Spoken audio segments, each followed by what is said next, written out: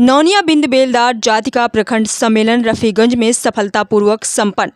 बिहार के रफीगंज में लोक निर्माण दल के बैनर तले नौनिया बिंद बेलदार जाति का प्रखंड सम्मेलन रफीगंज के एक निजी भवन में भव्य रूप से आयोजित किया गया। इस महत्वपूर्ण आयोजन में समाज की एकजुटता और सशक्तिकरण पर विशेष जोर दिया गया, जिसमें समाज के अग्रणी नेताओं ने हिस्सा लिया। सम्मेलन की अध्यक्षता एवं उद्घाटन में सम्मेलन की अध्यक्षता बिहार प्रदेश अध्यक्ष श्री विनोद चौहान ने की, जबकि मंच संचालन का दायित्व प्रदेश उपाध्यक्ष श्री प्रदीप चौहान ने निभाया।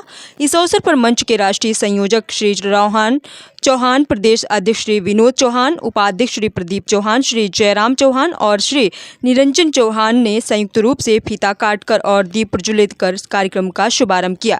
बता दें कि राष्ट्रीय संयोजक श्री रोहन चौहान ने समाज को एकजुट रहने की अपील करते हुए कहा कि यदि हमें अपनी पहचान बनानी है और समाज को मजबूती देनी है तो एकजुट रहना होगा। हमारी प्राथमिकता ये है कि हमें आरक्षण मिले और राजनीतिक मंचों पर उचित भागीदारी प्राप्त हो।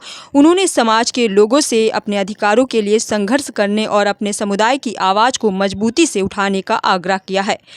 महत्वपूर्ण मुद्दे पर आरक्षण और राजनीतिक भागीदारी। सम्मेलन में ये मुद्दा भी उठाया गया कि नौनिया बिंद बेलदार जाति को आरक्षण और राजनीतिक भागीदारी के मामले में अब भी पर्याप्त प्रतिनिधित्व नहीं मिला है। नेताओं ने इस दिशा में संघर्ष को तेज करने का संकल्प लिया है। समाज को अपने अधिकार प्राप्त करने के लिए और अधिक संगठित होकर लड़ने की जरूरत बताई गई है। गांधी मैदान रैली की तैयारी। श्री चौहान ने आगामी 19 मार्च को पटना के गांधी मैदान में होने वाली रैली का जिक्र करते हुए समाज के हर व्यक्ति से बड़ी संख्या में इस रैली में शामिल होने का अनुरोध किया है।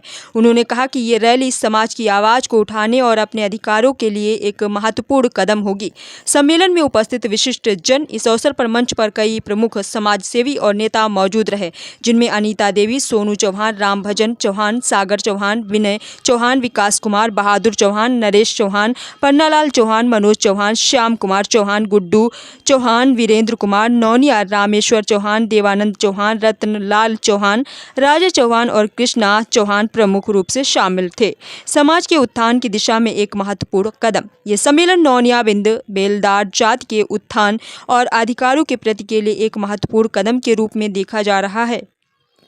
बता दें, सम्मेलन में समाज के नेताओं ने यह संकल्प लिया है कि वे एकजुट होकर समाज के अधिकारों और पहचान के लिए निरंतर संघर्ष करेंगे और इस दिशा में हर संभव प्रयास करेंगे। सम्मेलन के सफल आयोजन ने समाज में एक नई ऊर्जा और उत्साह का संचार किया है, जो भविष्य में सकारात्मक बदलाव लाने में सहायक सिद्ध हो सकता है।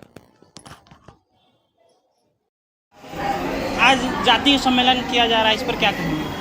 हम लोग नौनिया बिंद बेलदार जाति से आते हैं। नौनिया बिंद बेलदार जाति से हम लोग आते हैं और हम लोग का ये जातीय सम्मेलन है औरंगाबाद जिला के रफीगंज ब्लॉक में। और इसी प्रकार बिहार के 524 ब्लॉक में हम लोग का ब्लॉक प्रखंड स्तरीय मीटिंग होने वाली है। कुछ मीटिंग हुई है, आगे कुछ होने वाली है।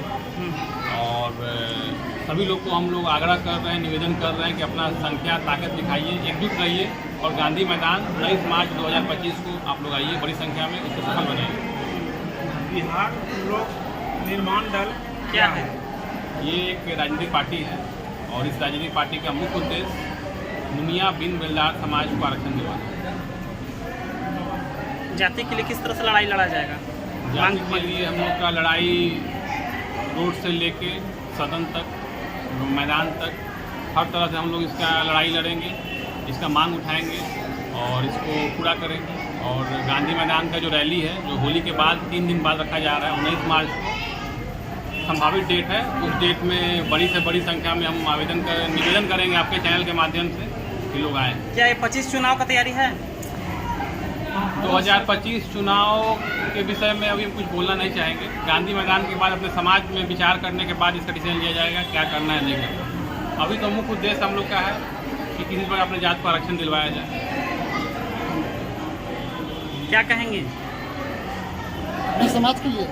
समाज के लिए क्या कहेंगे? देखिए, मैं मंच के माध्यम से भी कह चुका हूँ कि हमारा समाज की स्थिति जो है सब से बदतर है और समाज सरकार से हमेशा से एक ही मांग है कि इस समाज को आरक्षण मिले ताकि हमारे समाज का जो दशा दुर्दशा सुधर सके।